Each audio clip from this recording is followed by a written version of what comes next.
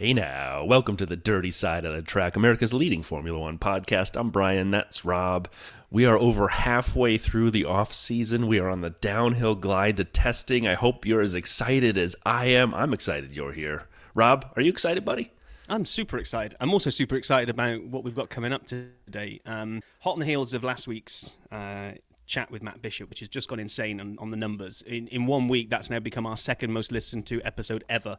Hot on the heels. Well, I say hot on the heels of Mr. Villeneuve. He's got a while to go to catch him, but it's just been insane. We've had some great feedback. Now, if last week's episodes and this week's episode are kind of like sectors in a lap time, then we definitely set a purple sector last week.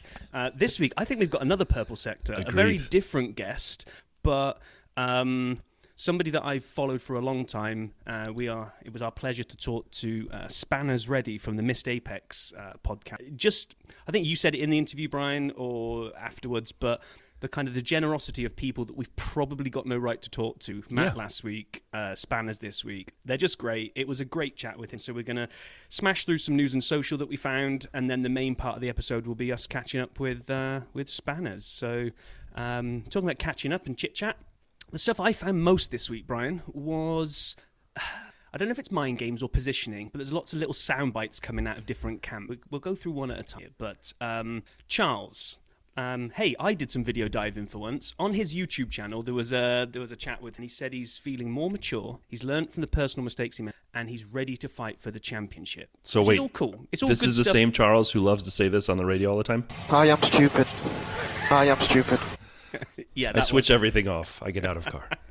So, okay, great. That's exactly what he's supposed to say. But I started looking at it and thinking, is that already Charles positioning himself as number one driver? Right. Because I'm ready, I won't have the mistakes this year, I'm going to go for the title. At the same time, Carlo is over on the other side saying, I really want to work on my consistency this year. Now, is that code for I want to be a good wingman? What do you make of those two sound bites? I mean, I agree with you on the first, and I disagree with you on the second. Okay. I think Carlos wants to be consistent so he doesn't end up in the gravel at every race, as he did for 6 of the first 10 last year. But no, I think Carlos is coming into this thinking he can be number one. He should have that mindset. It hasn't clearly been given to Charles, I don't think. It's not a very strong rally cry, is it? What are you going to do this year, Carlo? I'm going to be consistent. Well, I mean, he won his first race. He had pace. He was pretty good throughout the year. It's just the trips to the gravel or getting taken off by George or whatever it may be. Going to put my tinfoil hat on for a second. My tinfoil Ferrari hat. New boss has come in, taken the drivers to one side and said, the way we need to do this, lads, is we're really going to need to have an attack on both fronts. And in order to attack on the constructors, Charles is going to be out there going for the drivers. Carlo, you're going to bring home the bacon and give good points rather than spending all your time in the gravel trap. It's that way, my way or the highway, on we go, onwards and upwards. Yeah, I don't think Fred set them down and had that conversation. I don't think he said, Charles is going to be number one, and Carlos, you just stay out of the gravel. Question? You don't... I don't think that's how that went. Okay, fair enough. Aston Martin, I love these. This one for me is a pointless one. Yeah. It's like, someone's shoved a microphone in Alonso's face, and what the hell is he supposed to say? He's talking up Aston Martin. I'm glad I came here. There's a special atmosphere and an energy and a motivation in the team that I've never seen before. What's he... Yeah. It was just like a pointless... They have a car. I like to drive. They're going to put me in the car to drive. I mean, yeah, I don't... So George feels 2023 will be a return to the team fighting for both title fronts. And then separately, Lewis was interviewed, and I found this just for you, Rob. Lewis was interviewed and informed there's never been a driver in the history of F1 that would win a race after doing 300 starts. Your favorite stat. Yep. Lewis shot back and said, but there's never been a driver like me. Ooh. So I love that. I agree with you. He will win at least one this year and break the 300 stat. But then Toto, who has to be, the voice of reason. He doesn't want people's expectations to go through the roof. He basically said, we're going to start the season no nearer to Red Bull. I don't know what that meant. Like, I understand the words that are coming out of his mouth, but I don't know what it meant. Meaning at the end of last year, when they were getting much closer to Red Bull, or the gap at the beginning of 2022, where they both start off fresh, clean sheets of paper, and they're going to be that far behind again. Because if it's at the end of 22, it wasn't that big a delta. I think he's and toying go with for us it. all, and he's just being completely factual, and he's on about the locations of the garages in the pit lane. They won't physically be any nearer to Red Bull this year. We will be the same amount of garages away from them. Yes. Yeah. We'll be 50 feet or whatever we were before, just like we were last year. I think he's it's the mind games of Toto already. He hasn't said anything factually incorrect, nor has he given us anything to go on. Talking about consistency. Good old Steiner has said that Hulkenberg. Or have we got? No, we're going to play it. Well, which one? Because there are come on, two. any of them. You love all your Hulkenberg. Can I do the full one? soundbites. Is it okay? We need this one. Hülkenberg. Hülkenberg. Hülkenberg. Hülkenberg. Sag's mal ein bisschen männlich. Hey, Hülkenberg. Hülkenberg. Genau. Nico Hülkenberg. Yes. Wait, the good one's coming. I forgot how long it was. 15 seconds of joy. Anyway, I'm taking this. I'm being a bit mean, really, because obviously he's taken Mick's seat, but he's basically said he's got a free pass for the first 2 to 3 races because he said his mission is consistency to bring home points on a regular basis, but doesn't expect that to happen over the first 2 to 3 races, which, do you know what? Fair enough. New team.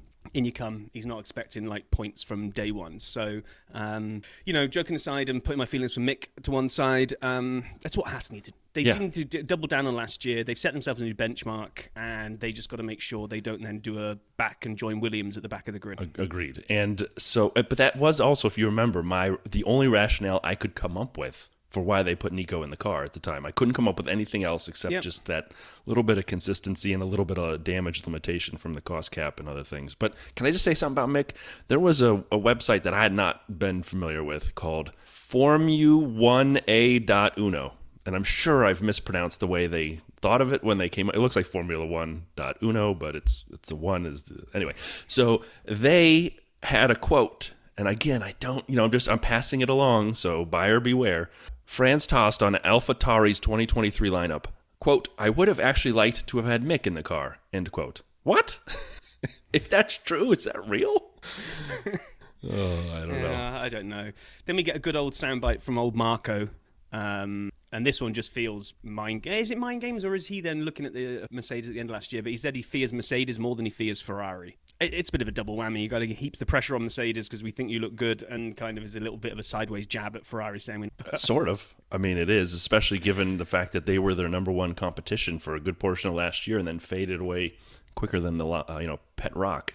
And then Valtteri had a note out that he wants to talk about his future and get that sorted early in the season to avoid any of the craziness at the end of the year that always entails. Apparently doesn't want to be, part of the musical chairs that gets discussed at the end of the year, which, you know what? More power to him. He led that team to amazing stuff last year. I think he deserves it. I'm going to struggle to give a real-life example right now, and maybe one of the listeners can let us know, but I'm pretty sure that tends to happen, that you'll get a driver tends to lock in early at the beginning of the year. Someone whose stock is high and doesn't need to get involved in the silly season can just get it out of the way, concentrate on the season, and get it done. Then everyone else does the whole musical chairs thing. So, separate note, F1 published the list of 10 changes to know about.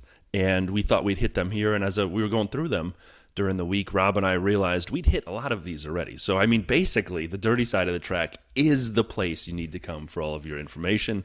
1, the ride height and the diffuser is adjusted to reduce porpoising. We've talked about that. Stronger roll hoops after Zhou Guanyu's crash. We talked about that. A reduction in the car weight.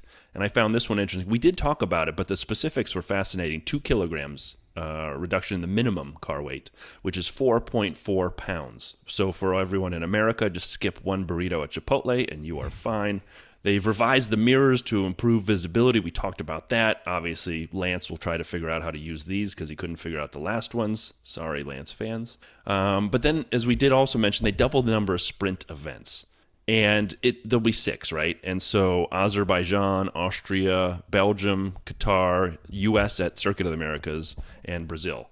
And so it'll be fun to see them. I know I'm one of the people who kind of likes the sprints, and I'm kind of in the minority on that. But I think if they keep tweaking it a little bit, they'll find the right formula and the right recipe, because I think it could really be something special. It ain't there yet, but I like it. I think I go to where my real out there idea was to have a sprint championship and a race championship. So the sprint points only accumulate to a separate sprint championship. It would keep.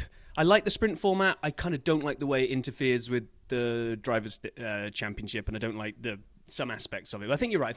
there's something in there. They need to kind of noodle on it a bit, keep messing around with the format maybe until they get the majority of people loving it, or eventually cut and run and don't bother with it. But it's deserved to have another outing this year, I would say. What would the trophy be? I mean, like I run a bowling league with a bunch of guys, and we used to give out trophies at the end of the season before we got a belt, and I would find the best discarded trophies I could find on the internet. And I gave away once a 5th grade girls dance champion trophy to the guy who won. Would that be the trophy for this? Well, I don't understand. Because in Formula One, we don't bother having a big fanfare and actually seeing the Drivers' Title Championship. It's just at that stupid black tie gala dinner at the end, and it gets never really seen. So one of the most bizarre things about Formula is that every other trophy, almost for every other sport in the world, is iconic. Whether it's the Super Bowl, whether it's the World Cup, whether it's the Champions League trophy. Yeah, the NFL. You know what the trophy looks like, right? Yeah. And you see it being given out. And Drivers' Title, you don't. That's true. That's true. I don't watch prize giving because prize giving isn't really a word in the U.S., so it just didn't make sense. Anyway, a couple other ones here. I'll do 6. They cut the paddock working hours. I think it was an hour a couple days. They cut some time to reduce the amount the teams could be there without going into penalties. Rob, I love your thoughts on this one, and I have some strong ones. So they're changing a little bit the qualifying format. At 2 races next year, and I'm going to quote, "For purpose of evaluating whether the revisions are suitable for subsequent championships, they will try using tire compounds. So Q1 hard tires for everybody, Q2 medium tires for everybody, and if you keep progressing in Q3, you can get to the soft tires, and that assumes it's a dry race and a dry quali, I should say. So I'm gonna save my powder till after you because I'm a tire guy from a strategic perspective, not just the rubber perspective, but what are your thoughts on this? I couldn't hate this more unless they were going to introduce a 4th round of quali that before you get in the car, the first one is all the drivers have to run around the track, and whoever makes it through gets... all these cars that have to fight with their setup to try to get, the hard tyre doesn't really work well for us. We're better runners on the mediums, and in quali you're probably just going to run the soft. So... And they discarded that rule that you liked, which I do agree with, the tyre choice one that they shouldn't have got rid of. But to replace it with this now, that means any car at any of these events that doesn't work well on the hards is instantly not making it through. And it's all artificial. What's the point? It's fake. Just, agreed. Oh. I like the fact they're thinking about it, but just go back to the last approach. It had strategic ramifications for the race. You had to debate, did you want to start the race on softs or would you go medium? So in Q2, you had to figure out what tire you were going to use. And were you going to risk not getting into Q1 by running a medium so that you could start the race on that exact same set of mediums? And I love the fact that Verstappen one time in 21, when he was racing against Lewis so tightly, bricked his tires by locking up the exact set he would have to use. So he went back out on an extra set of mediums to try to beat that time and not start with a square tire. That is exciting and fun. Bring that one back, not I've just solved it. I've just sorted it for them now. I bet you did.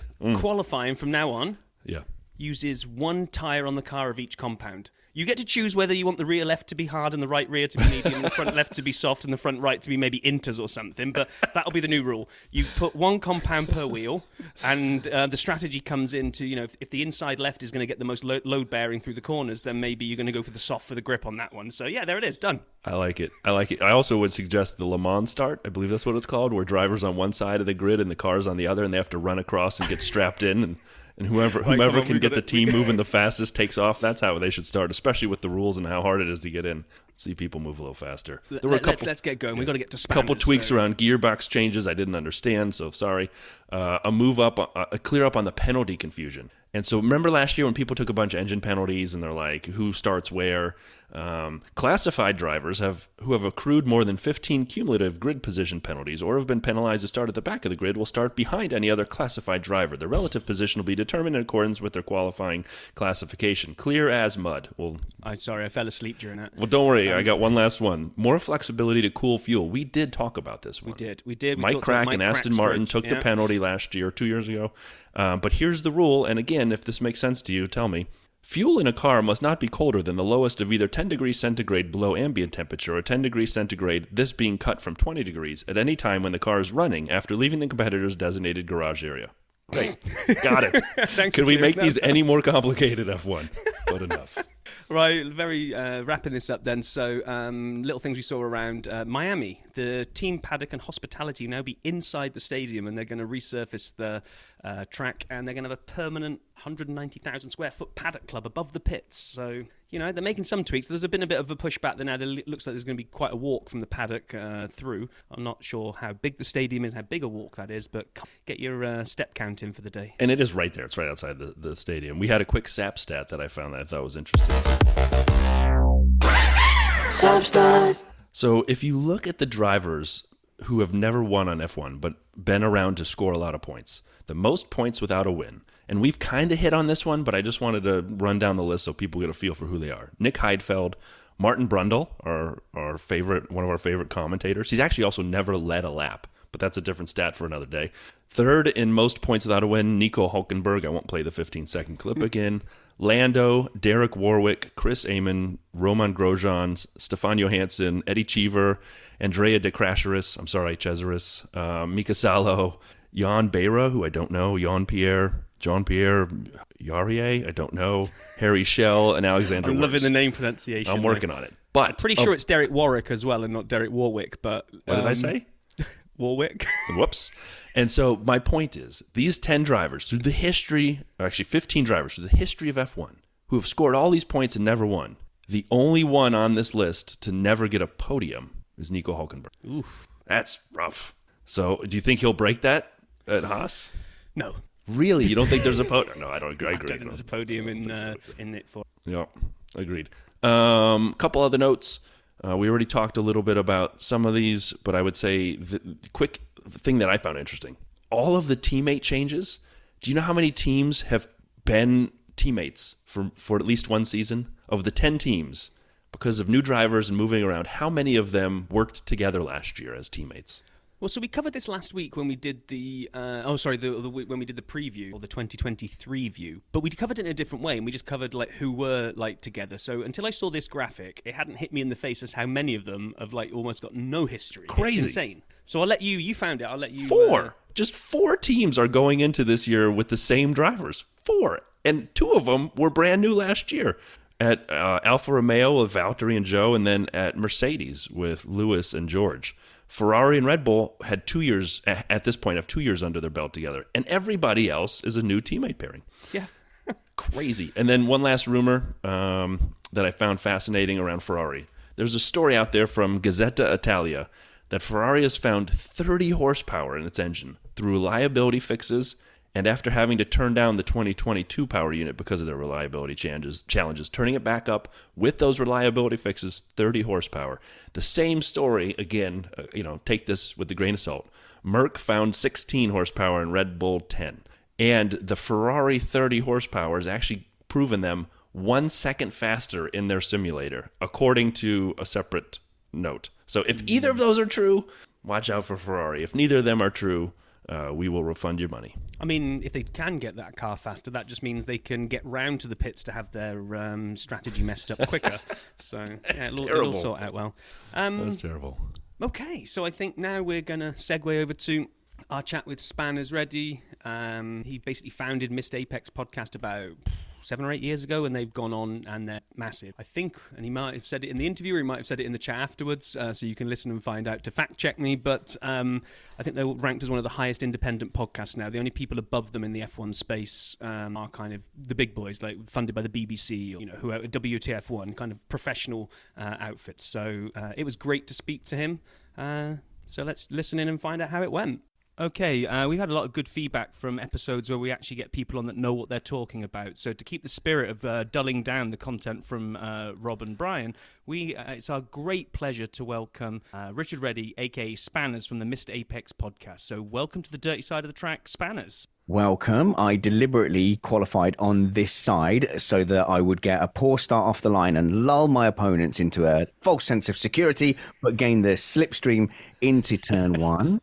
I don't want to disappoint anyone. People who know what they're talking about. The key to that, I would say, would be deliver it with confidence, and then but also heavily caveat it. So you have to have a contract with your audience. If you set yourself up as a subject matter expert and it's wrong, the stakes are high. So you come out with an expert opinion, and you can be, it can be demonstrated that what you said is wrong. That's a disaster. So what you got to do is set yourself up as a somewhat likable but useful idiot who asks the right questions. So no, do I know what I'm talking about? No. But I've been saying things for long enough that I know how to express my opinions with confidence. Hello, Rob. Hello, Brian. Thanks for joining us, Spanners. I think if you were to take a poll of all the dirty siders, you'd find on 0 fingers the amount of people who think that Rob and I know what we're talking about. So that's great. We've all got the bar nice and low. We can walk right over it. To start with, you're an American, so you've been watching it since Drive to Survive, I assume, and therefore only know things that Christian Horner has said around his dinner table. That's not true at all. Are you a Drive to Survive F1 fan, Brian? I liked seasons 1 and 2. 3 got a little bit full of drama, and 4 was too much drama for me. And 5, I anticipate they'll use Kimi Räikkönen radio for Max's messages. But no, I've been a fan for a while. Started a long time ago when it was sort of the secret handshake society here in the States. I know, especially with Americans. So on Missed Apex Podcast, go and follow that at missedapexpodcast.com. I have an American co-host. And when we started doing F1 podcasting in like 2014, it was such a novelty to have an American co-host. It was like, wow, we found one of them from America land. And I'd have him on because it's like, oh, it makes us sound like we've got someone from the telly. You know, he sounds like a movie. Hey, everybody, race cars. And they're like, oh, aren't you just into ovals and that? It's like, no, I'm into the Formula One. And it was great. But for the long-standing Formula One fans from America, you must all now have to face this. Are you a DTS fan? Not that there's anything wrong at all with having recently fallen in love with the sport. But you have to sort of like justify, no, I know who Luca Badoa is. Let me tell you all about Jim Clark. So no, it's no. You know what? That's a great question. All my time. Yeah, that's a great question, and I think we have a good mix of folks here in the States who are newer fans, older fans, and who have different teams that they kind of root for and drivers. So it's fun. It's been great. But I'd like to know, Spanners, if I may call you Spanners. Of course you can. Please do. Thank you. How did you start your podcast? What was the genesis of you guys starting all those years ago? Do you know what? I love the medium. I've always been an F1 fan, but honestly, like since I was a kid, I wanted to get into radio, and I had like high ambitions to get into radio. Went along to student radio with my mixtape, you know, my demo tape of me talking over tracks, and they went no. And then I recorded myself on tape, and then later on CDs around to every radio station in every town. They go no, and then went off and did my career, and then like my wife pointed out to me like way too late, like 2008, of these things called podcasts exist. And you go, oh, that's great. And I listened to some of them, and I listened to podcasts and went, these are terrible. Like literally anyone can do it. And I was like, this is great. This is like I can record stuff. I can put it out there. I don't have to ask anyone's permission. And then so basically I started off podcasting about with my wife about parenting and how horrible it is to have little tiny children. Don't do it. It's an absolute nightmare. Children don't get good until they're about 4, 5, probably 6. I've got a 10 and 12-year-old and they're still pretty awful. And then my wife didn't want to do it anymore. So, because like we were doing it as like, let's talk through our issues instead of arguing, and it would turn into real arguments. And it was like, and so then I was like, a pal of mine, and I said, well, let's do a podcast about how horrible it is to be a dad and dealing with all this as well.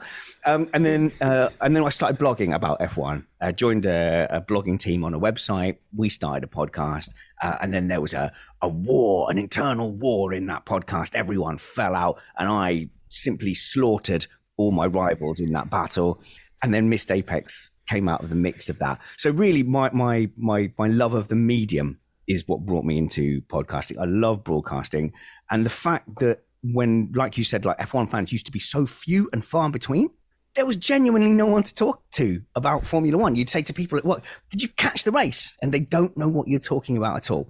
So it was a way, I found my way into that community. And then slowly people started listening to Missed Apex Podcast, missedapexpodcast.com.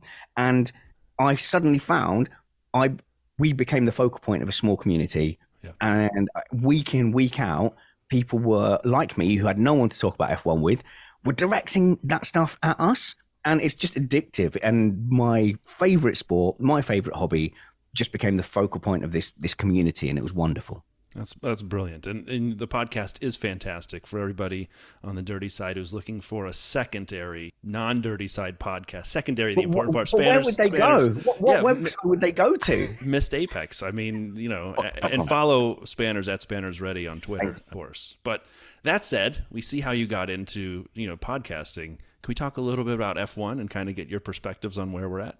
Shoot, Brian. So what we wanted to do was, now I really don't want to throw a guest under the bus right at the beginning when we're less than 7 minutes in, but Have mercy, Rob. Have mercy. mercy. I'm sorry, Span. Now, hindsight is a wonderful thing. As part of preparing for you coming on, I was listening to an interview you did with Grid Talk. This time, it was March last year. Yeah, and sure. You made a prediction about the season to How come. dare you? Lies. Absolutely. Now, we're going to do a little thing here where we kind of do like heart versus head. What do we think will happen? What do we want to happen, right?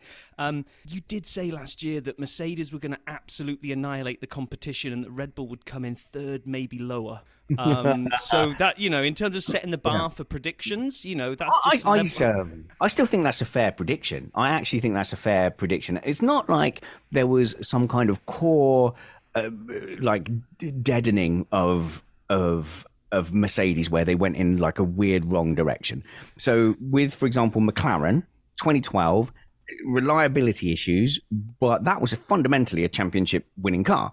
Lewis Hamilton leaves. Then they just start going in very strange directions. They start, there was a point where they fit a part on a front wing upside down for a little while and it worked better or some stuff like that. In 2015, they came out in testing and the rear wings had almost like a drag. They had ribs. So there was almost like a wall behind it. And then they came up with this statement no, we can't win anything with a Mercedes engine because you can't win if you're a customer team, which would have had way more impact if they were the second best car running a Mercedes engine. And they weren't. So there was a fundamental kind of downward spiral in what McLaren were up to. Whereas with Mercedes, I don't think that has happened. They went in the wrong direction. They're still fundamentally a good team. So I still think it was the right bet. And I think even going forward this season, you go second year of a regulation set. I think you would be foolish to say, I predict that Mercedes will not be title contenders. So I stand by that and I double down on it. And Red Bull third, although, to be fair, in my predictions, I didn't predict that they would massively overspend on the budget cap in 13 different areas and bake in an advantage going forward into a new regulation set. So I feel vindicated. Actually, the thing I wouldn't have predicted, so Ferrari, right? There's two things here. I wouldn't have predicted them coming out so strong early in the season, but I 100% would have predicted their form dipping off throughout the season because for that has been the Ferrari way. They impressed so much in testing in... I think even 2016, they looked good in testing. 2017, they looked strong. 2018, they looked strong. All of those challenges faded as they went away. So I think as churlish as this may sound, judging a prediction by how it actually pans out isn't the best way to judge the prediction. Of course it's not. Hindsight's a glorious thing. And I was literally just listening to it today. And when that came out, I was like, if you wanted to put things under things that don't age well. But you're absolutely right. At the time, you looked at the no side pod design. You're like, oh, my God, they found something no one else has done here. And this is going to kill it.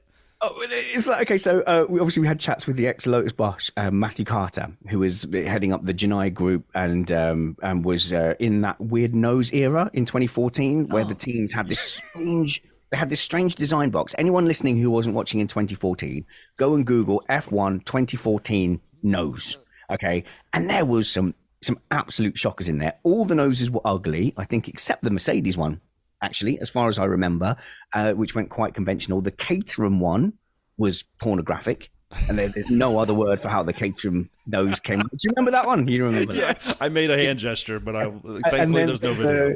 The Lotus car came out with these tusks, twin tusks, and they were asymmetric. So you had one short nose and then one long nose on the opposite. And Matthew Carter, he was really honest about it. He was like, we thought that was, either going to be genius or just not work at all. So when you see someone just go in a different direction, it's because it's either so brilliant that no one else has thought of it, or it's so stupid that no one else has thought of it. And so when they came out with the no side pods, you went, because it's Mercedes, you assumed, oh, this must be like crazy good. But, it looks like they misstepped, and I'm not an aerodynamicist, but was this because there was no side pods, basically the air was just hitting the rear tires and disrupting the airflow over the tires or whatever. So look, if that Mercedes lines up at Bahrain, is that the season opener? Yeah. And I'm neutral, so I'm just speaking for other Mercedes Lewis Hamilton fans. If that turns up with no side pods, I might shed a tear for Mercedes fans. Well, yeah, I mean, going back to your thing about predicting Ferrari falling away, as a self-confessed Ferrari fan, I've kind of just learnt to live with Why? that. Yeah, I don't Oh know. my I God. think it's something to do about red cars as Oh, a kid. are you looking forward to the launch? Valentine's Day. Hello, darkness, my old friend. He's already told his wife I'm not available that evening. I'll be watching the car. It ruined look Valentine's nice. Day. Oh, yeah, it's a pretty car. Oh, I love the Tifosi. Have you been a Ferrari fan long? I've been a Ferrari fan since the early night. When I first got into the sport, it was Nigel Mansell in the Williams, but at the same time, I always liked the red car. I liked the prancing horse. There was something about the Ferrari, even if I didn't always like all of the drivers. So it's weird. I've always been a Ferrari fan, regardless of who was in the car. When was Mansell at Ferrari? Because I was a big Mansell fan. Oh yeah, he was. Yeah, before my Mansell was at time. Ferrari at. It was a bit. I think it was before Williams, wasn't it? It was before Williams. So, because I got into it in the late 80s, early 90s, so by the time I was really remembering watching races, Mansell had taken his glorious moustache across to the Williams. And I'd bought the Sky Electrics that had his car and the Yellow Lotus, and me and my brother used to fight over who got the Williams car. But yeah, but for whatever reason, kind of just Ferrari always stuck there. But yeah, okay, we had the Schumacher years and the Vettel never really panned out. But it's been barren for a while now. Yeah, that's the cross I bear. Yeah, you're like Liverpool fans in the UK, who, like my generation, they grew up with a very successful Liverpool team. Everyone wanted to be a Liverpool fan, and then they just suffered 30 years of desert wilderness. And I delighted in that because I felt they were all glory seekers in the late 80s, early 90s, and that's the same way I feel about British Ferrari fans. So, there you go. All right, when you guys are done talking about soccer, let me know. I'll tune back in. We're talking about Ferrari. All those people going, oh, yeah, I'm a massive Ferrari fan and Schumacher fan and enjoying the sport while Ferrari dominated it and ruined it with their special magic tyres that no one else was allowed. Not that I've got skin in the game. As a internationally renowned reporter, I'm not a reporter at all. But the temptation is to try and be all like, oh, I don't have opinions about things. But if you bring up 90s, early 2000s Ferrari, I'm going to have opinions because I was so mad. As a sports fan, I was so mad during that period. I hated everything about it. 1995, I was a Damon Hill fan. So if you wanted to trigger me just by saying that you slightly like one team, well done. You've succeeded. Nailed it. Yeah, I mean, we will consider you triggered for the rest of the conversation. What was the question? Was the question, please rant about the late 90s Ferrari domination? Yes. If so, I have answered it in full. You have, and I'm desperately trying to find some kind of slick segue into actually getting into the track of what we wanted to talk about, but I'm grasping for thin air, so I'm just going to jump straight over to the other topics. So we're going to do this heart versus head. What do we think will happen? What do we want to happen? The first thing we want to look at is kind of the New Kids on the Block, and I'm old enough to remember those actually being a band, but we'll look at I saw them in person. How old am I? I'm 47 years old. I'm going to admit something. I saw them in person. Oh, wow. Free concert from school. How old are you, Brian? I'm 93. Oh my God! This podcast is not a young, hip and happening. It's not. This is old man corner. I've heard you sometimes say about you feel like you're an old man of the sport when you get younger people on. You get to be the young person this time because you're a few years younger than us, right? I'm the youngest person on this podcast. Yes, you are. That is disgusting. I'm 38. I've been 38 for many years now. But so you're only 38. Well, no. Where was your paper round? Was it uphill, San Diego? Was it up there? So when we look at the new drivers, the real new kids on the block, even though one of them is not young at all, we have Oscar, and just new to the grid, Oscar, Nick, and Logan, and there's new but not news, which we can get into next, but with Nico and others. But so what would you rate highest? Who do you think is going to have the best return? And I don't just mean points, but I mean, in terms of impact for the team. Oscar at McLaren, Nick at AlphaTauri, or Logan at Williams. What are you kind of thinking of those three? And that you can do head-heart here. What do you think will actually happen? What do you hope happen? In reverse order, you say? Okay. Whatever you like. Go for Logan Sargent. I'm glad there's an American. That's nice, isn't it, to have someone to root for? That must be lovely. But my bar for he's a billionaire, right? Yeah, His correct. His family's billionaire. loaded. Yeah. So my bar for getting excited about a billionaire coming into Formula One is limited. Like, they will have to impress way more, because in a sport where so many drivers, get out and around, and I've been lucky enough to speak to drivers at every level in the last 8 years. Funding is such a big part of it, and that's such a part of the challenge, is proving that you're worthy of the funding. And that's not just driving. That is, is consistency. If you have to prove funding, you can't crash. If you convince someone to put you in a GT3 car at the Nürburgring or at Le Mans, you can't crash that. And some people take huge personal risk with their insurance as well. So like they are driving around and knowing that if they have a crash, they're going to be bankrupt. That's the end of their career, and they're in financial trouble. So in a sport where that is such a huge part of it, it's such a shortcut to be a billionaire. Like, it's a disgusting shortcut to be a billionaire. And literally, they can just drive. They can just drive without fear. And it's, in much the same way, every pop star has, is a billionaire now. Every actor you love is a billionaire. We're getting to that stage in Formula One, and I just get less excited because I know how much easier it is for them to get that seat at the table than it is for a non-billionaire. So, and it's less important to those guys as well, because they have other lives, they have other things on the line. Right. Do you think Lawrence Stroll is really sat there obsessing day in, day out about Formula One in the same way that Christian Horner has? Christian Horner's, as much as he gets under my skin, Christian Horner has like lived and breathed day in, day out, to be a driver, to be a team boss, to build Red Bull from the ground up. Lawrence Stroll probably pays it some lip service. I'm sure he's committed to the team, but he's got business interests elsewhere. And I think when you're a Latifi, you know that when it goes wrong, you've got a seat at the company table. Right. So it's table. Yeah, well, it's just much harder to care about a billionaire coming into Formula One. Even Lando Norris, has come in, one of the most prepared drivers in history, everything at his plate, every resource available to him, and is pretty good. My bar for saying he's good is a lot higher. Like, I need him to be a generational talent before I think that he's won relative to his game. So Logan Sargent coming in, who's his teammate going to be? That is Alex Albon. Yep. No, is it? Oh yes, sorry, I was getting confused. Right, I beg your pardon. So so that should be a beatable teammate. My prediction is he will not be Alex Albon. He won't make a dent. Albon will look fairly comfortable, and it will just be another billionaire in Formula One. Is that cool? Sorry if the chip on my shoulders interfered with the sound there. I just felt a big thud on the floor. But yeah, I can't get excited about Logan Sargent. If he wants to prove me wrong, as Lance Stroll has slightly gradually done over 6 years of unprecedented opportunity in Formula One, to get to the prioritization over his teammates, to get to the point where he's fine, then yeah, maybe Logan Sargent could get to that point in my heart. Not that he would care.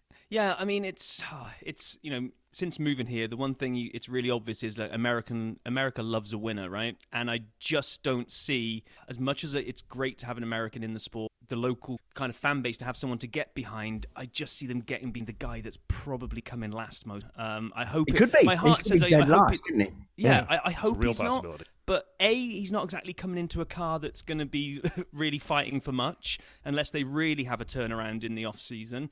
So yeah, I want him to be better than I think he will be. I'll try and inject some positivity into that. Well, then I'm going to take a flyer. Let's go back to Oscar at McLaren. So this is either going to go way up or way down real fast. So Oscar Piastri at McLaren has, of course, a much harder challenge. Again, like the previously mentioned Lando Norris, I've got a feeling, I've got no evidence for this at all, but given how dramatic the fall away in form was from Daniel Ricciardo, I cannot imagine that is truly representative. It feels like there's something like political, there's a relationship at McLaren where Lando Norris has his feet truly under the table. They're backing him. He's got a long contract still, or he originally signed quite a long contract, didn't he? I don't know how long is left. It's going to be a tough ask for Piastri. I think his tactic there is bide your time. Don't seem like too much of a threat. I think if you come in there alpha male, like a daddy bear, like Ricciardo did, I think there's going to be a political game. And I don't think this is a conspiracy, because you've had loads of stories over the years in Formula One about how certain drivers have got the team on board, even to the point that they've got mechanics from the other driver's side to kind of be fans of theirs. And I think winning the team is as important in Formula One as being out and out fast. Look at Verstappen. Is Verstappen genuinely, he's brilliant. And I would say I came under flat. I called him a generational talent and people got upset with me. But in his generation, he is absolutely the standout talent. But is he clear night and day better than Gasly? Clear night and day ahead of Alex Albon? Clear night and day ahead of Sergio Perez? To the extent of which he's shown that. Surely a big chunk of that is the fact that he's won the team over and the team build towards him and favour him. And you see at Ferrari, it was Vettel who was out ahead and was untouchable. Then suddenly, like a light switch, his form drops off, Leclerc's faster. The teams can decide to a certain extent. So I think Piastri has to go in there, humble, be ready to learn, and get quite close, but not so close as to be threatening. Wait for Norris to go off to Audi or whatever, and then take it on board. So I wouldn't put any money on Piastri beating Lando Norris. I would just say, like, Piastri's job is to get in, show that he's solid. Oh, I'm learning. Say those things. Oh yeah, it's a learning year.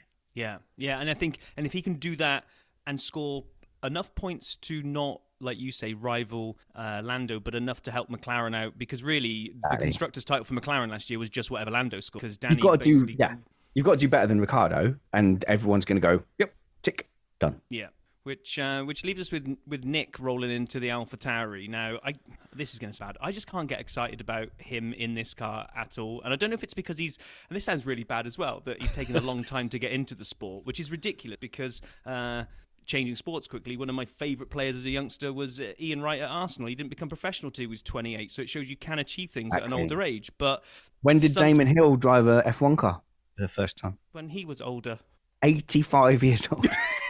Yeah, but I think it was 30. Was he gone 30, wasn't he? Obviously, it's a different sport now. So I would say, yes, it is odd that Nick de Vries is, 28?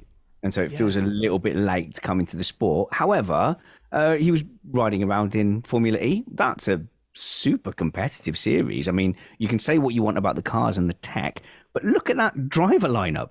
That driver lineup is pretty brutal. You could put that driver lineup in any series bar F1 and they would be the best 20 drivers in most of those series. So look, it's a different world. I think that there are going to be some series that are truly competitive with Formula One in the future. So look, he's not been sat on his butt. He's not like Damon Hill or driving motorbikes going, oh, I fancy a go at cars and then jumping in. So I think out of the three, he's the one who's got the chance to come in and beat Tsunoda. Because we're talking teammate battles, aren't we, ultimately? Yep. Yeah. So Tsunoda is the one, I think that's the one that favours our rookies the most. So, Spanners, I got a question for you. Looking at AlphaTauri last year, just when you mentioned Tsunoda, we had a lot of conversations through the year. What was going on with Pierre and Yuki? And I sort of came into the year expecting Pierre to have a great season. And then I couldn't figure out if it was the car, and then Yuki was out qualifying him at times. And I just couldn't figure out who was better and what happened to the Pierre Gasly of the prior couple years. And he now, looked like an animal, yeah. Yeah, Like he did. It felt like he was reinvigorated when he got back to AlphaTauri. And, from his victory and just all the things he did with the team. So I kind of have transitioned to a different question. What are you anticipating from him at Alpine this year? So 2 years doing really well at AlphaTauri. Just one season where you underwhelm and you get demoted to Renault. Nightmare, isn't it? Nightmare stuff. An all-French team. Here's Renault. Stop calling it Alpine. I won't disrespect it by calling it Alpine. I see what you did there. This is hurting our reputation. Best, should we dip out? Well, we could just call it Alpine instead of Renault. No one's going to know. They won't fit. Alpine makes one car, right? Just the A110, as far as I'm aware. I'm not even. Do they make other cars? Just that one? Changing to Alpine, so we're going to move facility. No, we're going to stay. We're going to stay. Okay, but we need some new staff or whatever. Just get rid of Cyril, and that'll be enough. That'll be enough. But it did seem like a face-saving rebrand to me, and probably I would say easily the most underperforming team pound for pound is certainly Alpine. So I don't know. Did Gasly always felt to me like he had a he was on the edge all the time in the Red Bull driver program. I don't know if you can go back to when he was first promoted to F1. There was rumors. I think he all but announced, he leaked that he was going to be promoted to Toro Rosso, which was AlphaTauri. And then like Helmut Marko came out and said, no, you're stupid. Why have you done that? And I think he sat out a year. Basically, he talked himself out of an F1 drive, if I'm remembering it right. And then he obviously got that promotion to Red Bull. How long did he last? How many races did he run? It wasn't very long, was it? Wasn't very long at all, was it? And was that Albon that replaced him? Albon. Yeah. Okay. So hang on. Look, here's how did the Red Bull succession go? So you had Vettel left, and you had Ricciardo, and then Kvyat got promoted. Right. And then did Kvyat then bump into Vettel 8 times in a row? Yes, and the got torpedo. Yeah, he got booted out by Barcelona, didn't he? And that was when Verstappen came in to Red Bull. And did he won a race very early on, didn't he? Oh, did he win the first race? Barcelona. Yeah. Yeah, he won the first race and held off Kimi Räikkönen. Yeah, possibly. And then what? Gasly came in. And then Albon. And then Albon, yeah. So it's been a brutal kind of succession in that Red Bull team. But Gasly then kind of gets bumped back and gets another chance to impress AlphaTauri, and it kind of looked like it did. I thought it did for a couple years. I thought it did. Or was he just being flattered by Tsunoda getting up to speed? I mean, and he had Kvyat for a year as well as his partner before Tsunoda. So Exactly. I don't know, man. I don't know. I think Ocon is a brilliant benchmark. If you want to ask how is Gasly doing, give it a quarter of a season, give it till Barcelona, and then I think it's a good honest comparison, because Ocon's gone up against the likes of Perez. We've seen him up against Alonso. I'm struggling to remember who his other teammates were, but he seems to have generally always have been very aggressive, fighting, but ultimately fallen short of those teammates. So Gasly's got to come in. You absolutely have to beat Ocon for your career. So one more follow-up. Just how do you view people getting used to a new car? Because Pierre has to get used to the new car. I'm a middle-aged broadcaster. I have no idea how to Put get an used to idea out there for me. So in the olden days, I think people used to expect you get into that new car and it is now prove it or lose it. I think if you look at, which season was it? There was a season where the regulations changed sufficiently that all 6 drivers that moved teams struggled for half a year.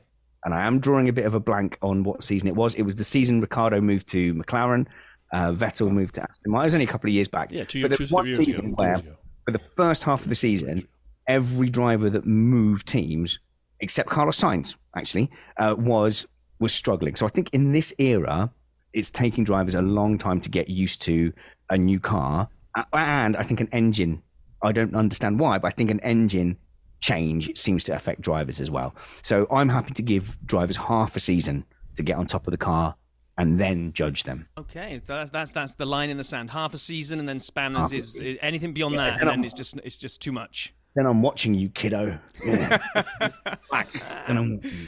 Well, talking about half a season or the calendar per se, we got 2 different races coming up this year that are going to be under the spotlight for different reasons. We'll throw Miami in as well, maybe if we have time, but I'm really interested in the Vegas-Monaco dynamic, right? Because for me, especially kind of coming over here now and seeing things and the reaction of, I'm going to go against my own kind here, but those Europeans that don't like these Americans coming into the sport, right? We've got this Vegas race coming, which is going to be all glamour and glitz, and it's nothing about the race. It's all about the show, and how dare they put on a show. And then we're going to go to Monaco, and everyone's going to... having fun! This is Formula One! This is Formula One! Stop it! But then we're going to go to Monaco, and everyone's going to be really happy with the show, because with the glamour and the glitz, because they all know the show's not going to be very good. Because as soon as you can put the word traditional on something, it gets a free pass. Now, don't get me wrong. For some bizarre reason, I love Monaco. I probably have never really enjoyed a race that much, but I do like Monaco weekend. The qualifying is great. If you're wrong about that, what else are you wrong about? Well, yeah, Jeez. True. But I don't really... You can probably count on one hand great races at Monaco, right? And if you take weather out of it and say about like weather didn't intervene, you've probably got none. So is it tradition? Why does Monaco get the free pass for glamour and glitz? And what do we think we're going to be staring down the barrel of with Vegas? Me, Brian?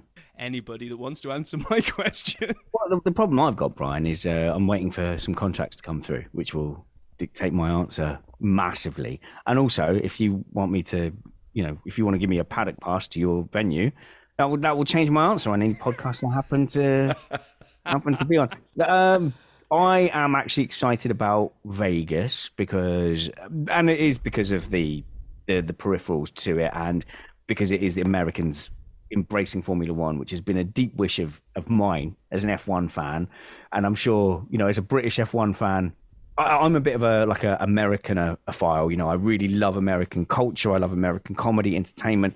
And for Americans to finally embrace the sport I love, it's been really, really exciting for me. Of course, like Indianapolis, you'll remember the pain, because it's like showing your cousin, like, oh, we got this really cool toy, and then you go to Indianapolis and only 6 cars end up starting the race, and it's an embarrassment because the Michelin running tires, basically they couldn't take the banking or something, or couldn't take one of the corners for fear of exploding. So 6 races and every American going, oh, that's F1, is it? Nice one. So from that point of view, and if you're embraced in Vegas, you're being embraced by America and the razzmatazz. I think F1 could really do with some razzmatazz. Do you remember when there was the first circuit of the Americas and they were like, in the red corner, Fernando Alonso? And I loved that. It was so much fun. And I loved how angry stuffy Europeans got about it as well. Yeah, go on. No, I was going to say, I loved it 2 years ago when Shaq brought the trophies up to the podium and didn't realize he had to leave. And he just stood there on the podium with the drivers, and he was taller than everybody by a lot. Still, they're on podiums, and he's just standing there like, yeah, I'm going to hang out here in my blue polo. I'm part of this. God I think bless America. Felipe Massa could have had a shoulders ride from Lewis Hamilton, and they still wouldn't have been as tall as Shaq. But look, I think I think this whole thing, this whole American revolution is a shake-up. A pretty sensible kind of stuffy European sport has needed. And like Monaco is a perfect example of that, because they want to be called the jewel in the crown. But like, what happens at Monaco that anyone outside of the prince can enjoy? I'm sure Justin Bieber enjoyed his time at Monaco. I'm sure he got wined and dined. But was there pizzazz for the viewers? I think the Las Vegas race will be a spectacle. At least it will be a spectacle. Miami tried to be that as well. And I don't mind a little bit of excitement. The race is going to be, I would imagine, pretty bad. Miami has kind of set the bar pretty low for, here's a pretty temporary, because it is a temporary track, isn't it? It's a car park around the stadium. Yeah, Hard Rock Stadium in Miami. Yeah. They didn't get the surface right. They didn't get the layout right. Now, is Vegas going to get that right? Vegas looks like it's got basically long straights in a square. So maybe it's got some big braking zones, but it still kind of looks like 90-degree corners, which never really seems to work out. So F1, I always wish they would consider the TV viewers that are dirt poor. Like obviously you two are fantastically wealthy. I'm sure you go to 8 Grand Prix a year, but for me, it's been a TV sport. So I feel mixed. Is that a fair answer? I feel mixed. I think it is, and because we debated, like, again, I'm a bit like you, especially now I live here. I almost get offended sometimes with the anti-American sentiment, especially around Miami, right? And in the build-up to Miami, they couldn't do right for doing wrong. So when there was this rumor that the marina was going in, oh, they're idiots, they're going to put water on the track. What if it springs a leak? It's going to be ridiculous. Oh, no, don't worry, it's not real, it's fake. What do you mean it's fake? Oh, my God, that's ridiculous. And it was like, no matter what they did in that Miami Grand Prix, it was going to be wrong with the rest of the world. And that just really annoys me. Yeah. Part of me also thinks that, this is a long-term play for F1 in America. They need the big glamour and glitz of Vegas. Even if that doesn't stay on the calendar forever, you can't go in. All these people saying, oh, we need to go back to Watkins Glen or, what's the other one off Gran Turismo that I can never remember? Laguna Seca. They're not big enough. What you wish for. They're not big enough for F1 cars. And I think at Laguna Seca they could go off the top of the corkscrew and then they could land at the start-finish straight. Again, because even if they are, in some people's views, proper circuits and not street circuits or temporary circuit, you've got to get the excitement. You've got to get the eyeballs on the sport first, and maybe custom-built, proper tracks out in the middle of nowhere can come later. But so I'm looking forward to it. I don't have big hopes that the race will be fantastic. It just needs to be better than the worst ones out there. It needs to beat Paul Ricard. It needs to beat Mexico from last year. It just needs to. They need not to be the worst one. Vegas, baby, Vegas. Oh, I've never been to Vegas, and I think I'm actually going out in a F1 related event in March. Ooh, just nice. to, as a part of laying the foundations for the event is in November, isn't it? The race is actually in November. snow in November in Vegas? No, I'm assuming not. So still desert. So with these, if you've got like a blank slate, I haven't studied the track at Vegas, but if you were planning that circuit, I think you would look at modern tracks that have what's worked and what hasn't worked. And you say, well, Baku, that big long straight saves Baku. Aside from that big long straight, that is the same as that's Sochi, that is Monaco, that is Singapore without that big straight. And that big long straight with the 90-degree left at the end causes drama. It causes the odd safety car. Look at the Baku races that have been good. And it has been due to a crash and a safety car, or the red flag in 21 that had that 2-lap sprint with the brake magic. So, but without that, it's all the street tracks have kind of sucked hard. And so with Vegas, you go, right, you got an opportunity. Is there big wide roads in Vegas? Is everything 90 degrees? Is it city blocks? It's going to be a lot of 90 degrees. There's a big long straight down the strip, but then they actually bought some property to put in a chicane and build a store. Believe it or not, kind of a couple buildings behind the MGM. So it's going to be. I don't know. We'll see. It's an upside down pig, and America loves bacon. So there you go. So hopefully they didn't just go, oh, people love street tracks, 90 degrees, that'll be fine. If you just look at the things that foul other circuits, like Singapore, with all its 90-degree turns and being narrow, despite being wonderful. Look at what's the best part of Singapore is probably the left chicane in sector 1, and that's nice and wide open and allows for a little bit of racing. Surely, you look at things like that and you try and recreate it, or you go look at Mexico, look at the stadium section that they try to build. It's a pretty decent track. You put one good overtaking point at turn 1, and then you have the stadium section, which just slows everyone down and spreads the whole field out. So you just got to hope that the people planning that, there was that one guy in the room that is like, guys, I've been watching F1 for ages and I've got some ideas. Just tell me there was that and it wasn't. It must pass this business. It must pass this hotel. Yeah, I mean, it can't...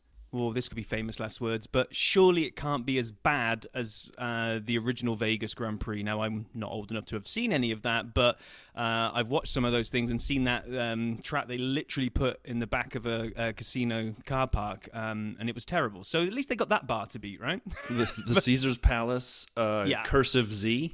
Or That's Z, or whatever you would call it. But yeah, that was what it was. But by the time we get to Vegas, we're going to be, end of November. So where have they slotted that in? Is it like last but one, or it's into the last handful of races, I think right? Brazil and then Abu Dhabi, yes. probably. Yeah. Okay, so moving on to the 2 titles. 2 questions. Who do you think is going to take each of the titles? And will it even still be up for grabs by the time we hit the Vegas? Brian, I'm going to let you go for this time while Spanners thinks about it. I think Max is going to repeat. I think he is a generational talent. I like the way you said that, Spanners. I'm not a Max fan, but he... Why? Why not? Why are you a hater? Why? I'm not a hater. I find him a little aggressive and annoying and pretentious. He's mean. He's mean, isn't he? Pompous, that's why I don't like him. Self-important. I could keep going. But so... He's mean. Like, you think if you were in the pub, he would just make fun of you and you wouldn't have a good time. Right. But he's an amazing driver. Like, amazing. And he gets his elbows out at the right times. Maybe crosses the line a little, but not so much that he's always at fault. Anyway, I got Max. And then constructors... I actually have Mercedes. Even though I just read Ferrari found some extra horsepower, I read that like an hour ago. I'm going Mercedes because I think George is actually good. Sorry. Don't have to apologize for George being good. That's okay. I got Lewis is still great. George great. I have Mercedes taking the constructors, and I'm a Checo fan, Spanners, so that hurts me to say. Get in, vamos. Yes. Let's do it. So it hurts me to say they're not getting the constructors with Max winning the drivers. Rob, over to you. We'll let Spanners take us home. No, I don't think that's an insult to Perez. I just think that they'll design it so far in the direction of Verstappen, and they have very opposing styles. Rob, yeah, I mean, I want to see it go. I want to see it go to the wire. I almost said like Abu Dhabi, but let's backtrack from that one. But going into the last race would be awesome. I would accept right now it not being over before the summer break like it blatantly was last year. Bonotto coming out and saying, yeah, we could win 100 races in a row. Yeah, you could. I might be able to swim across the Atlantic, but I won't. So I just wanted to see it go on longer. I'd like the interest to be there later in the season. I think my heart would love to see Ferrari get back on board, but I get laughed out of court for that one. So I have to echo you, Brian. I can't see beyond a Max title. And I do think Mercedes, if they carry on that momentum that we saw at the end of last season, after they got all over the early season things, then I think Ferrari are in trouble here. They've got a new guy at the helm. They're going to have to get through those kind of organizational changes. So I think Mercedes keep the momentum and they take the constructors. Wait, time out. Before we let Spanners answer the last question before 100 seconds of DRS, the two guys who host this pokey little podcast just agreed without having talked about it, and we have the same people winning. What fun is it to listen to that? Don't worry. Boring. Yeah, exactly. To all the listeners. Say something controversial that shoots both of us down. Exactly. You guys know the tennis player Emma... I don't know how to pronounce it. Raducanu, the English one? Raducanu, yeah, the English lady. And she won the New York Open, just blew everyone away, and hasn't been able to win anything since because people realised how to play against sort of her style. I'm not a tennis fan, but she's sort of not got found out, but she surprised the world, and now she's settled into probably a more normal position for someone with her age and experience. So I think there is an element of that with Verstappen. I think we've seen the peak surprise element of Verstappen because at Toro Rosso, he was so aggressive. He took Vettel out in Shanghai. He was just clashing wheels with everyone. He was unapologetic, and it kind of didn't matter because he was down the grid at Toro Rosso. And then when he was really aggressive at Red Bull, Hamilton would kind of laugh and go like, I'll just get out of his way because he wasn't a threat, and it kind of didn't matter. So everyone sort of thought he was... People forget how much of a wild card he was. He was so wild that people thought it was that couldn't possibly be the right way to go about things. He was that wild. 2021 comes along, he gets under Lewis Hamilton's skin.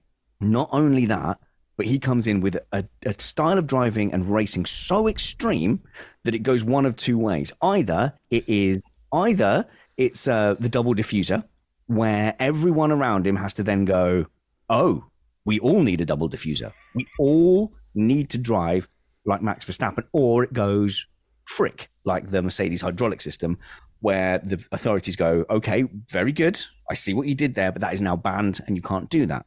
So to some extent, they have clamped down. They've made kind of Verstappen rules in the racing. Some of the rules have been designed around Max Verstappen, specifically like the no weaving, the two moves down the straight, the whole stuff about the apex and owning the corner was kind of around Verstappen.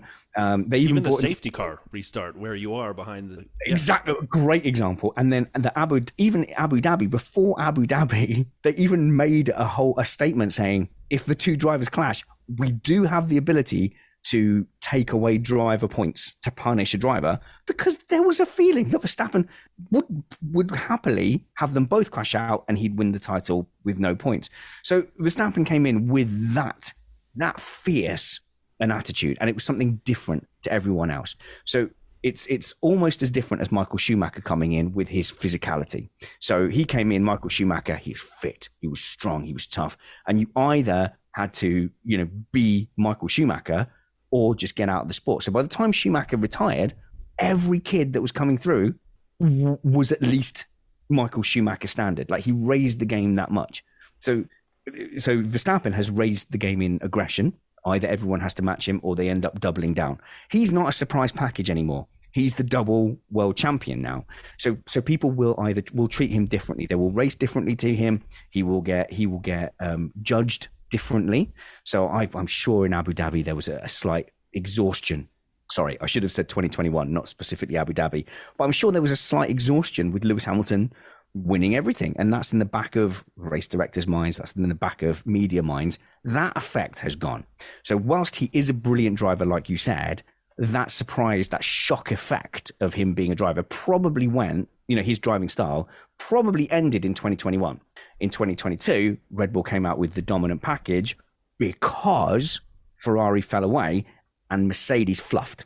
I still think Mercedes are a good enough team to win if they don't fluff. So I'm not sitting here thinking Verstappen is such a phenomenal once in a blue moon talent that he's going to overcome all odds. I think we have seen the peak extra effect Verstappen's going to have. Does that make sense? He's a good driver, but he had this extra effect with his attitude, with his aggression, which is down to him. That's all on him. That's all praise to him. But that effect, he will get understood by his rivals and the sport better. So who do you have as taking the title then? Is that a long way around to say that you think that Max won't take it, or? Honestly, I learned from experience a little while back. I guested on this podcast, and what they did was they actually dragged up predictions from a year ago, and they just tore me apart. And I vowed on that day I would never make a podcast prediction ever again. So I've got a prediction which I think it didn't come true last year, but I stand by it that it would definitely come true this year. The more I saw of Mercedes at the end of last year, the more I believe it, which is that Lewis Hamilton will become the first ever driver to surpass the 300 race mark and win a race, because everyone else that's gone into the 300 club has just quietly disappeared out the back door at the moment. Yeah. Fernando's in there trying to try to do it, but I think Lewis absolutely has to win one this year, agreeing, so I'm taking that as I'm right. Yeah. Oh yeah, if you look what a disaster 2022 was for the first 6-7 months of it. So like in a normal season, Hamilton was going to win a race, and then his best chance, he had a bit of a fluff with Alonso at Spa. That was for the lead, wasn't it? That was for the lead, wasn't it? When he had that, he went around the outside of Alonso, cut in a little bit early, and I'm trying to remember what you're talking about. Himself out. I mean, he had a couple. Yeah, he had a couple of. Oh, it's Spa early on. Yeah, he hit him. He ran over his tire, went flying off at. That was in first place, wasn't it? That was for first. Yeah, I think it might have been. And we also had at the end when George won his. it looked like Lewis might be building up to chasing George down. It never quite came to fruition, but he'll do it. Mark my words, he will this year. And also, of things that we're going to mark my words that are going to happen, what's going to happen next, and I know that you're excited all the way through this episode to wait for it, which is that we're going to put you through the 100 seconds of DRS. I did the last one that we did with Max. It wasn't the first, I was wrong, sorry. That's okay. We wouldn't have put on a little bit afterwards when we record the outro to point out you were wrong. We would never have done that. I believe I got one thing wrong ever. So, Brian, you're going to ask the questions, right? And I'm going to do the timer. So, yes. Brian, are you ready to ask the questions? I am ready. Spanners, are you ready to answer? And so I just spitball. Yep, it's rapid fire. You'll get the hang of it pretty quick. This is very lowbrow entertainment. You'll be okay. It's just I don't really do quick answers generally. So what? 1 word, 2 words. What are we doing? A lot of them are yes, nos, or very one-word answers. You'll be all right. All of them. How many are there? Well, as many as we can get into 100 seconds. Yeah. I mean, basically, you could answer one question for 100 seconds and we'll be done. So. Well, I regret this, so my job is to make you regret it more. Here we go. Okay, I'm going to count you in. 3, 2, 1, begin. What's your favorite F1 track? Silverstone, mate. Sorry. First poster you had on your bedroom wall? Okay, this was from the Telegraph. It was a double-page spread of Jos Verstappen in the Benetton with the pit crew. They put the fuel hose out too early, and it ignited, and he's in a ball of flames. Favorite F1 livery of all time? Oh, mate, come on, 7-Up. Oh, wow, all right, yeah, not bad. Is it pronounced GIF or GIF? I don't know. I'm going to say GIF. All right, you're wrong. Mario or Luigi? Mario, of course. I've got a main character vibe. Come on. If you could add a James Bond type gadget to an F1 car, what would it be? Oil slick, 100%. Well, Ferrari was giving those out last year. Coffee or tea? Coffee. I know I'm betraying the English, but I do like my black coffee. Fill in the blank. F1 in America is? Good for monetizing F1 podcasts. Sleep in or up early? Oh, man. Burn the midnight oil. Just do everything you can. Take inspiration. Pour yourself a gin. Just keep working and pushing until your eyes go blurry and pass out. And don't worry about that cockerel in the morning. Tires. Are they interesting or not interesting? They are boring as hell. Yes! Any F1 podcaster that just bangs on about tires needs to resign themselves to forever being the co-host of Missed Apex podcast. Least favorite errand or chore to do? Least favorite errand or chore to do. Oh, do you know, I really hate cat litter trays, because my cat, he poops in the litter tray and then he has this very specific meow, like meow.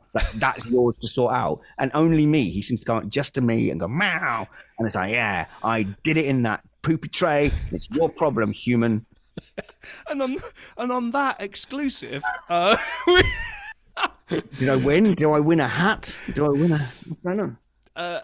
You win. No, you don't win anything. Oh, thank you for doing that. And I'm not sure I'm going to be able to get an image of a cat litter tray out my head for the rest of the night now. So thank you for the chat. Well, look, I think it establishes dominance. So Brian, if you want to take over the podcast, you just go to Rob's house, you poop in the corner, and you just meow at him. Well, I've been sending him FedEx boxes of it for the last couple of weeks, and it hasn't slowed him down in recording. But I that's all right. told you it was him, Rob. I told you when you were complaining about that. Oh my gosh, Spanners! Thank you so much for coming on our humble little podcast. You are an absolute pro, and we just, I have slightly fanboyed having you on today because I listened to the Missed Apex for a while, and you guys are brilliant. So I know you dropped the website earlier on, but please drop it again one last time to promote the Missed Apex. Missed Apex podcast. .com? No, yeah, missedapexpodcast.com. Yeah. Did I get it right in the before time? Yes. If I did, I don't know now. You've confused me now because I'm not sure you said the same thing as at the beginning. But we're so pro that we have like multiple domains. So also missedapex.net. There you go. There it is. And follow me at Spanners Ready on Twitter as well. And I was just going to say that. I follow you. It's a great follow at Spanners Ready on Twitter. Yeah. So thanks, man, for doing this. Really a pleasure to meet you and have a conversation, and look forward to talking again one day soon. Good luck with the podcasting, guys. Keep pushing. It's so lovely that the F1 world and the F1 content creation world has grown so much, and you can just have F1 conversations online all day, every day if you want.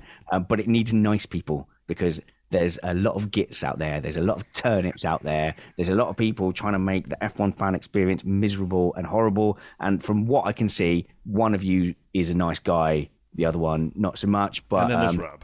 Yeah, exactly. Yeah, exactly. Let's go with that. But so let's just make the F1 community a nice place and just have fun.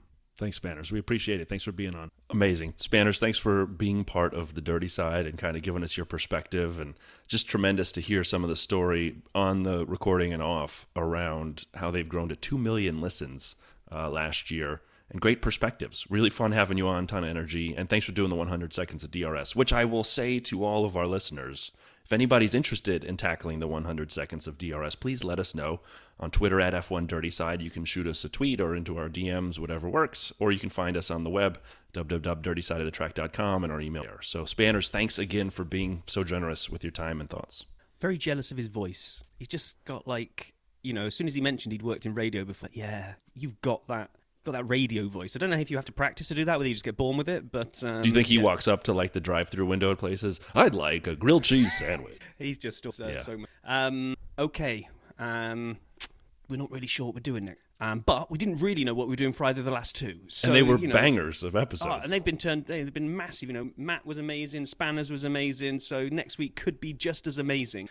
Or it could just be me and Brian, which, let's be honest, 2 purple sectors and a green sector, that'll be fine. Green. I gave us green, Brian. You're very generous. Everybody, thanks for listening this week. Have a wonderful week, and we will catch up to you again next Sunday.